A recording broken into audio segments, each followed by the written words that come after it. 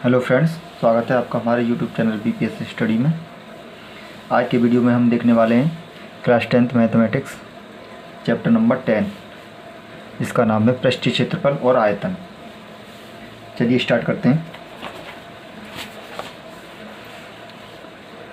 पृष्ठीय क्षेत्रफल और आयतन, तो इसमें पढ़ने वाले हम घनाभ,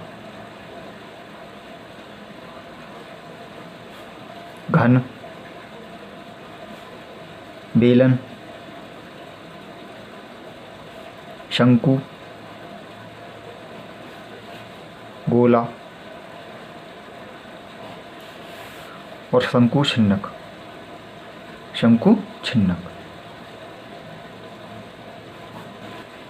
इन 6 टॉपिक को हम पढ़ने वाले हैं। घनाभ, घन, बेलन, शंकु, गोला और छिन्नक। सबसे पहले स्टार्ट करते हैं हम घनाभ से। घनाभ,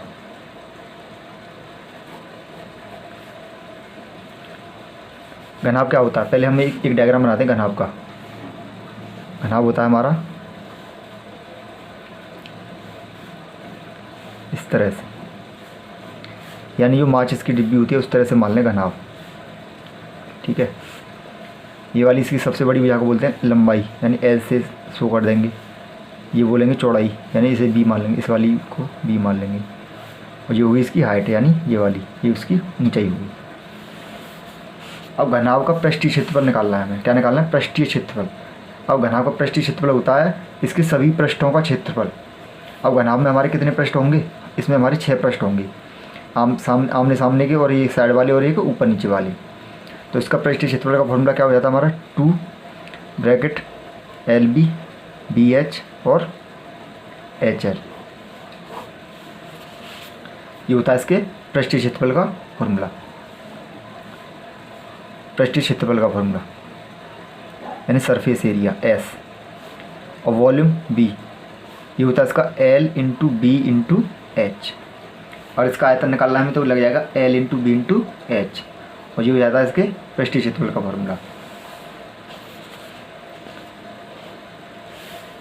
अब बढ़ते हैं हम घन पर। घन, अब घन क्या होता है? घन होता है हमारा, घन भी हमारा घनाभ की तरह होता है, बस घन की एक कंडीशन है कि घन की सभी साइडें इक्वल होती हैं। लंबाई, चौड़ाई, ऊंचाई, सभी साइडें कैसी होती हैं? उसकी इक्वल हो जाती हैं वहाँ पे। तो इसका हमारा पृष्ठीय क्षेत्रफल का फॉर्मूला बन जाता है सरफेस एरिया का 6a स्क्वायर। 6a square. अब 6a स्क्वायर कैसे? इसके हमारे 6 पृष्ठ होते हैं। कितने होते हैं? 6। अब 6 पृष्ठ सेम एरिया के होते हैं, बराबर बराबर, क्योंकि इसकी लंबाई, चौड़ाई, ऊंचाई सब बराबर है। तो सामने वाला मान लें ये सभी साइडें A, ये भी A, ये भी A। तो एक साइड का एरिया कितना होगा इसका? लंबाई गुणा चौड़ाई करें तो A स्क्वायर हो गया। अब कितनी साइडें टोटल? 6, तो 6A स्क्वायर हो गया।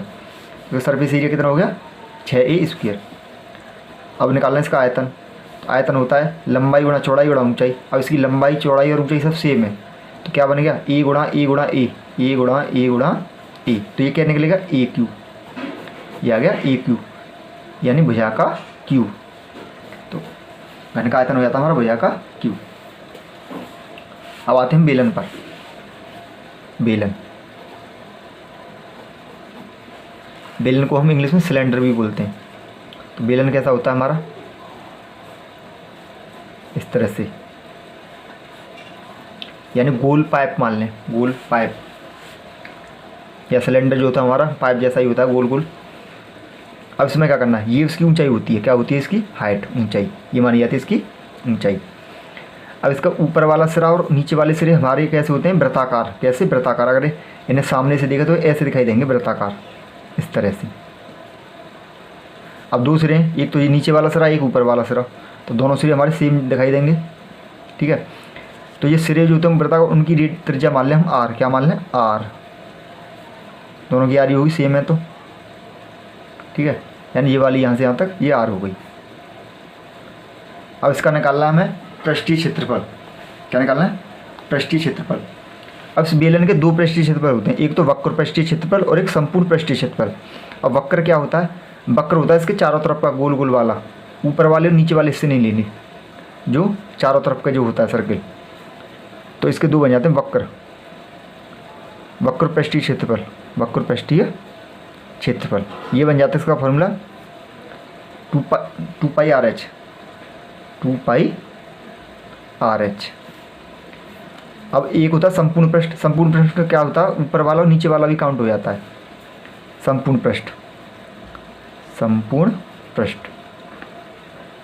अब संपूर्ण में क्या है, 2 पाई आर एच तो आना ही है, वक्र भी आएगा और ये ऊपर और नीचे वाले वृत्ताकार हिस्से। और एक वृत्त का एरिया हम जानते हैं पाई आर स्क्वायर होता है। एक वृत्त का एरिया कितना होता है, पाई आर स्क्वायर। तो दो वृत्त है तो 2 पाई आर स्क्वायर बनेंगे दोनों मिलके, तो यानी 2 पाई आर स्क्वायर। यानी संपूर्ण के लिए हम क्या करना है, वक्र वाले में दोनों ये ऊपर वाले और नीचे वाले हिस्से जुड़ जाएंगे, तो वो उनके बनने 2 पाई आर स्क्वायर। अब इन्हें जोड़ देंगे, तो यहाँ से 2 पाई आर और 2 पाई, एक यहाँ से आर कॉमन आ रही है, तो 2 पाई आर और ब्रैकेट में यहाँ रह गया, यहाँ से एच रह गया और यहाँ पे एक आर रह गया, तो इसके संपूर्ण पृष्ठ का फॉर्मूला बन जाता है। यानी वक्र वाले में क्या करना है, हमें दोनों सर्किल वाले हिस्से जोड़ देने, तो ये बनेगा 2 पाई आर एच प्लस आर। अब चलते हैं शंकु के फॉर्मूले पर।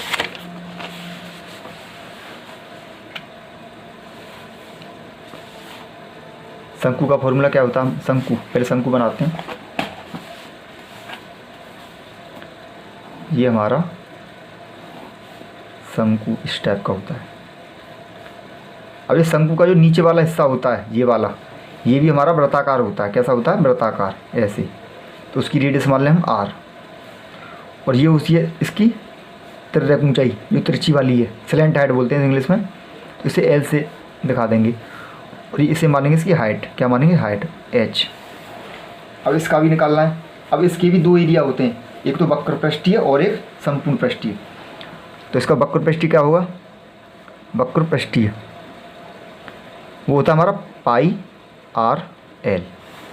पाई क्या है, पाई की वैल्यू, पाई कॉन्स्टेंट वैल्यू होती है, पाई की वैल्यू होती है 22/7, 22/7 या 3.14। ये हमें क्वेश्चन के हिसाब से डिपेंड करेगी, क्वेश्चन में खुद बताएगा कि 22/7 लेनी है या 3.14 लेनी है। तो पाई की हुई। आर क्या है, आर ये हमारी नीचे वाले हिस्से की जो गोल गोल है उसकी त्रिज्या है, वृत्ताकार हिस्सा जो है। एल का ये इसकी ये तिरछी ऊंचाई है। अब निकालेंगे इसका संपूर्ण पृष्ठ, संपूर्ण पृष्ठ। अब संपूर्ण पृष्ठ में क्या होगा, वक्र पृष्ठ वाला हिस्सा और ये वृत्ताकार वाला हिस्सा जुड़ जाएगा। अब वृत्ताकार का एरिया क्या होता है, पाई आर स्क्वायर, तो pi R L plus pi R square. अब यहाँ से कुछ कॉमन आ रहा है तो कॉमन ले लेंगे, तो पाई आर कॉमन आ रही है हमारी, पाई आर यहाँ से भी पाई आर, तो ब्रैकेट में रहेगा एल प्लस आर। तो ये इसका संपूर्ण पृष्ठ का फॉर्मूला बन गया। शंकु का वक्र पृष्ठ का क्या हो गया, पाई आर एल, वक्र संपूर्ण पृष्ठ हो गया पाई आर एल प्लस आर। अब इसका आयतन क्या होगा शंकु का, शंकु का आयतन, आयतन इसका आयतन होता है, अभी शंकु से पहले हम बेलन का आयतन लिखना भूल गए, ये बेलन का आयतन और रह गया। जैसे हमारा बेलन था, बेलन का आयतन होता है आयतन, बेलन का आयतन क्या होता है हमारा, पाई आर स्क्वायर एच। पाई की वैल्यू वही 22/7, आर ये 2 बार गुणा हुआ आर का, और एच, तो पाई आर स्क्वायर एच हो जाता है। तो हमारा जो शंकु का आयतन होगा, ये शंकु का आयतन, शंकु का आयतन जो होता है बेलन के आयतन के सेम होता है, बट 1/3 होता है। क्या होता है, 1/3, 1/3 पाई आर स्क्वायर एच। यानी अगर बराबर ऊंचाई का और बराबर त्रिज्या वाला एक शंकु और एक बेलन है, तो उस बेलन का आयतन जो है शंकु का 3 गुना होगा, या शंकु का आयतन बेलन का तिहाया होगा। तो ये हो गया हमारा आयतन, बेलन वाला फॉर्मूला। अब आया हमारा गोला। अब आते हैं हम गोले पर, गोला जिसे स्फीयर भी बोलते हैं। तो गोला क्या होता है, गेंद। गोला क्या होता है, गेंद। सर्कल नहीं होता, गेंद। अब हम गेंद इस पेज पर दिखा नहीं सकते, तो थोड़ा ऐसे कर दें, गोला।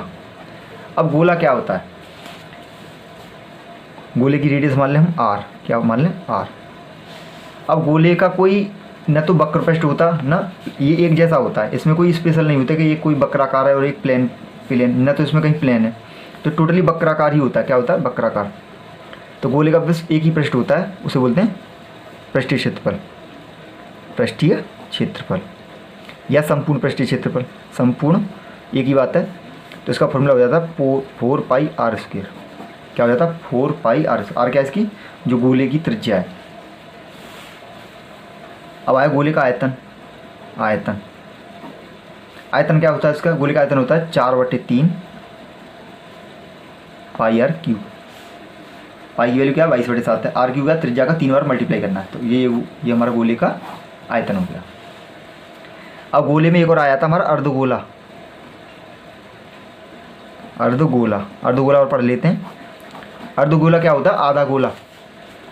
जैसे हमने ये वाला गोला आधा ले लिया, बट इस अर्धगोले में क्या है, दोनों पृष्ठ आ जाते हैं। एक वक्र पृष्ठ भी आया था और एक संपूर्ण पृष्ठ। जो वक्राकार तो अभी रहेगा और नीचे वाला हिस्सा कैसे आया हमारा प्लेन रह जाएगा, इस तरह से दिखाई देगा नीचे से। तो इसका वक्र कितना होगा अर्धगोले का? अर्धगोले का वक्र पृष्ठीय, अर्धगोले का वक्र पृष्ठीय कितना होगा? जब टोटल का हमारा 4πr² होता है तो आधे का कितना होगा? 2πr²। 2πr²। अब संपूर्ण निकालेंगे तो संपूर्ण पृष्ठीय क्षेत्रफल। अब वक्र में क्या करेंगे? 2πr² में क्या जोड़ देंगे? नीचे वाला हिस्सा है πr², यानी πr² जोड़ देंगे। तो ये कितना बनेगा जोड़ के? 3πr²। यानी अर्धगोले का संपूर्ण पृष्ठीय क्षेत्रफल हो गया 3πr²। अब ऐसे इसका आयतन भी होता है। गोले का आयतन कितना था हमारा? 4/3 πr³। तो इसका हो जाता है 2/3 πr³, यानी टोटल गोले का आधा हो गया। तो 2/3 πr³। अब आया हमारा शंकु का छिन्नक। अब शंकु का छिन्नक कैसा होता है? अगर हम ये मान के चले, हम ये शंकु है हमारा ऐसे करके, और मैं शंकु को यहाँ से काट दूँ, क्या कर दूँ? यहाँ से काट दूँ, तो ऊपर वाले हिस्से को हटा दूँ मैं काट के, तो ये शंकु हमारा ऐसा रह जाएगा। ऐसे इस तरह से रहेगा हमारा ये शंकु, यानी ऊपर वाला मैंने हिस्सा निकाल दिया। तो ये हमारा शंकु का हिस्सा है। अब इसमें दो प्लेन साइड मिल गई हमें, ये वाले पृष्ठ, और दोनों कैसे दिखाई देंगे? ऊपर ये सर्कल टाइप ऐसे, ये थोड़ा छोटा दिखाई देगा, छोटा हिस्सा ऊपर है। तो इनकी हम रेडियस है, तो इसकी एक की मान लूँगा मैं r1 और एक की क्या मान लूँगा? r2। और ये इसकी त्रिज्या ऊंचाई हो जाएगी l, और ये इसकी h ऊंचाई। अब इसके फॉर्मूले होते हैं हमारे। अब शंकु को छिन्नक निकालेंगे पहले, तो इसका वक्र पृष्ठ निकालेंगे पहले। वक्र पृष्ठ। अब इसका वक्र पृष्ठ कौन सा है? ये वाला साइड वाला, ऊपर वाला नीचे वाला नहीं लेना, साइड वाला वक्राकार हिस्सा। तो इसका वक्राकार का क्या होता है फॉर्मूला? इसका बन जाता है और पाई l और ब्रैकेट में r+r। ये इसका वक्र पृष्ठ का फॉर्मूला हो जाता है। जैसे हमारा शंकु में क्या होता था? शंकु में होता था πrl। अब यहाँ पर दो बनने हैं πrl, तो एक बार तो यहाँ पे हमने क्या कर लिया है कि πRL कर लिया है, और एक बार πrl कर लिया है, क्योंकि दो r आ रही हैं और ये हमने कॉमन लेके जोड़ दिए। तो ये आया हमारा πrl+r। तो इसका वक्र पृष्ठ का फॉर्मूला बनना है। अब इसका संपूर्ण पृष्ठ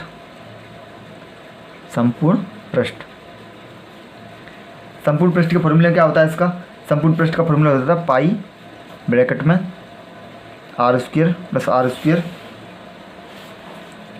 प्लस l ब्रैकेट में l+r।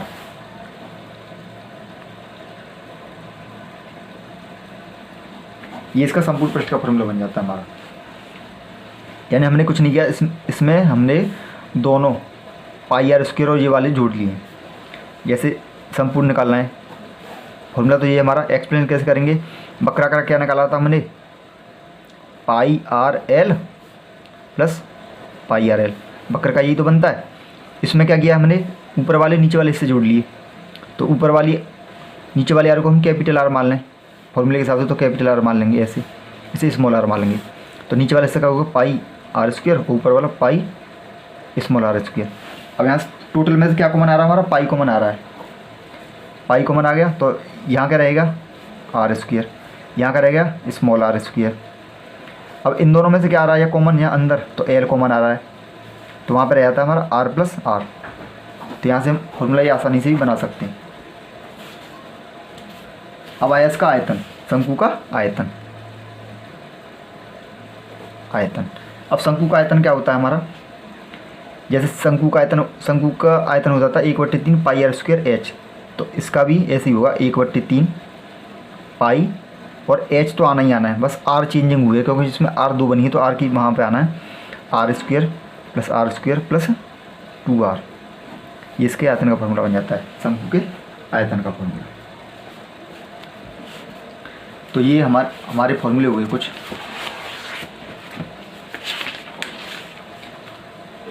घनाभ, घन, बेलन, शंकु, गोला और शंकु का छिन्नक। अब इनके क्वेश्चंस पे आते हैं। इसको ये क्वेश्चन लेते हैं। इस पहला क्वेश्चन ले लें। ये कह रहा है 90 मीटर गुणा 40 मीटर की नाप के एक स्विमिंग पूल में 150 आदमी गोता लगाते हैं। यदि एक आदमी द्वारा हटाई गई पानी का औसत विस्थापन 8 मीटर क्यूब है तो पानी का स्तर बढ़ता है।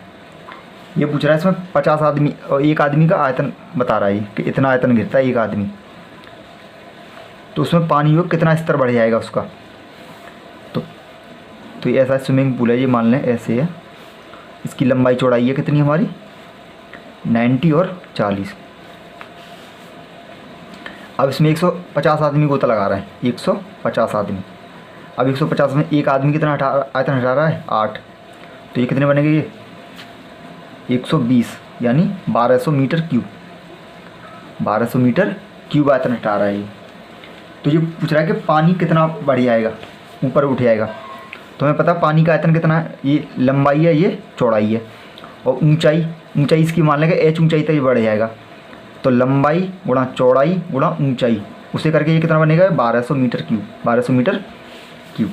तो दोनों जीरो हमारी कैंसिल हो गई। h बराबर कितना आया 12/9 गुणा 4, 4 से 3 बार कर, 3 से 3 बार। h बराबर आया 1/3 मीटर, 1/3 मीटर आया हमारा। अब क्या करेंगे इसके हम सेंटीमीटर बना लेंगे। तो 1/3 गुणा 100, मीटर में 100 सेंटीमीटर यानी 100/3। तो कितना आएगा हमारा 33.33 सेंटीमीटर। यह आएगा 33.33 सेंटीमीटर। यानी हमारा वो स्विमिंग पूल का तल है वो कितना बढ़ जाएगा 33.33 सेंटीमीटर। तो इस वाले फॉर्मूले में हमारा कौन सा फॉर्मूला लगाया इस सवाल में, इसमें लगाया हमारा घनाभ वाला, घनाभ के आयतन वाला फॉर्मूला लगाया इसमें। अगला क्वेश्चन है हमारा, एक ही आकार के बने हुए 12 ठोस गोलों को पिघलाकर 2 सेमी व्यास और 16 सेमी ऊंचाई का एक ठोस धातु बेलन बनाया गया है। तो प्रत्येक गोले का व्यास ज्ञात करो।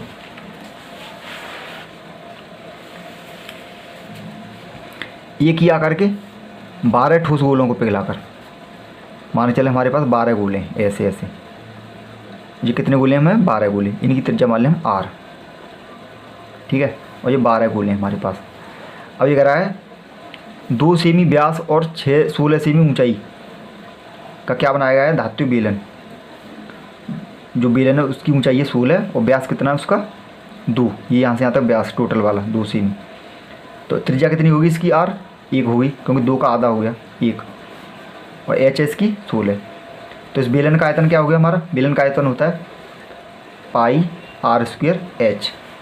तो 22/7, r कितनी है हमारी 1 गुणा 1 और h कितनी है 16। तो ये कितनी होगी हमारी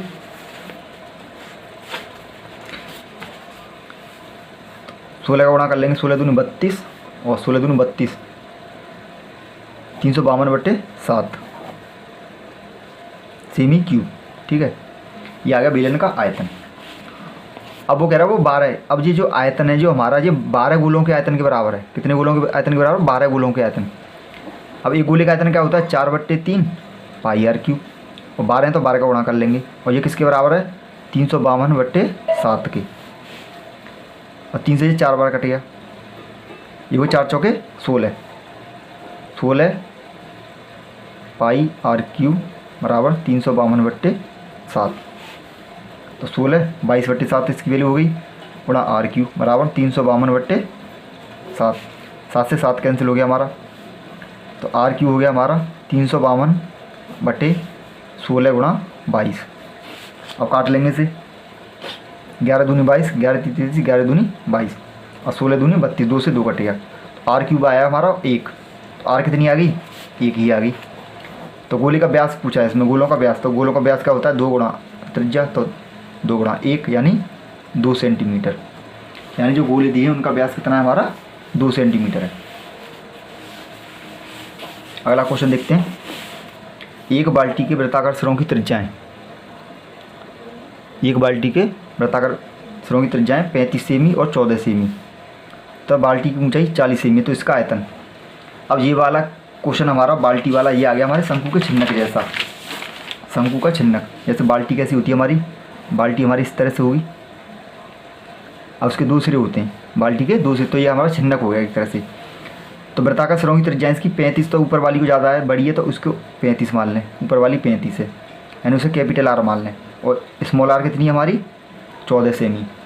अब इसकी ऊंचाई दे रखी है हमें, ये हाइट ये दे रखी है हमें 40 सेमी। इसमें पूछ रहा है इसका आयतन क्या है, तो हमें शंकु के छिन्नक का भी आयतन हमने पढ़ा लिखा था, आयतन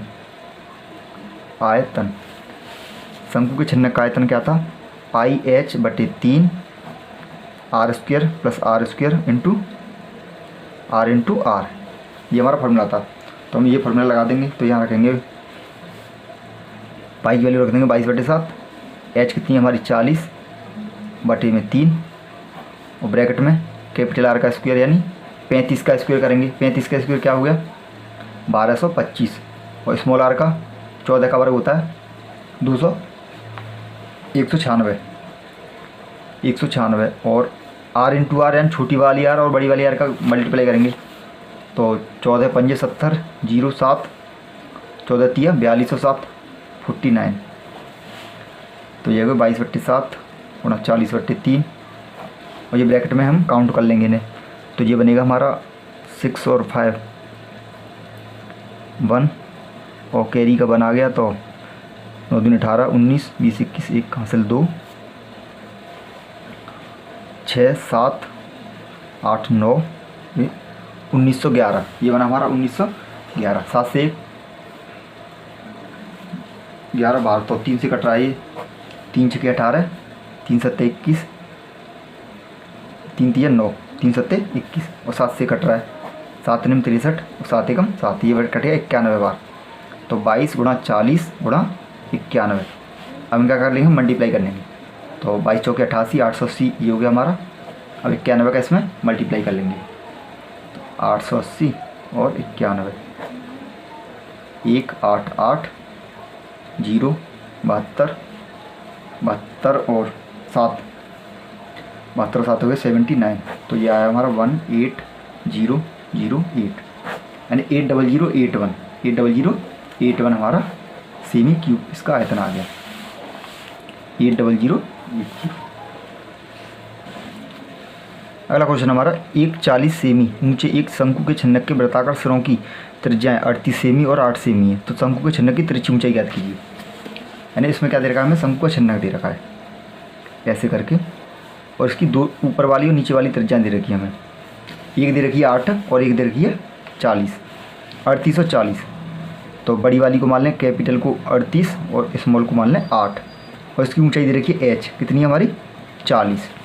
अब इसकी तिर्यक ऊंचाई पूछ रहा है हमसे, क्या पूछ रहा है तिर्यक ऊंचाई एल, तो इसका एल का फॉर्मूला क्या होता है, एल बराबर होता है इसका अंडर रूट में H square plus capital R minus R का होल स्क्वायर, तो इसमें ये वाला फॉर्मूला हम लगा देंगे। तो एल बराबर क्या हो जाएगी हमारी एच कितनी है हमारी 40, तो 40 का स्क्वायर प्लस कैपिटल आर कितनी है हमारी 38, और स्मॉल आर है 8 और इसका स्क्वायर, तो एल बराबर क्या हो जाएगा 40 का वर्ग हो गया हमारा 1600 प्लस 38 में से 8 घटा दिए 30 रह गया, 30 का वर्ग कितना होगा 900, तो एल बराबर होगी हमारी 2500। अब 25 को वर्गमूल कितना हो गया 50, यानी इसकी तिर्यक ऊंचाई हुई हमारी 50 सेंटीमीटर।